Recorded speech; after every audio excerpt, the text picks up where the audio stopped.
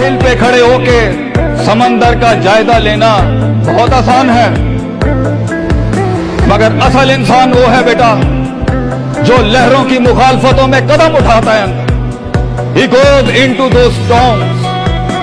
वो कहता है ना, कहने वाला कहता है कि शैतान ने एक ख्वाब देखने वाले को कहा, शैतान ने एक ख्वाब देखने वाले को कहा कि तूफान से डर के रहना, ऐसा ना हो कि तू गिर जाए।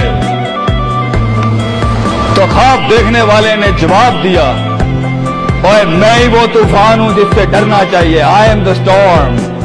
तूफान बन बच्चे, खुद एक तूफान बन कि सारे तूफान तेरे अंदर आके घर को जाए। इतना बड़ा करना है तूने अपने आप को।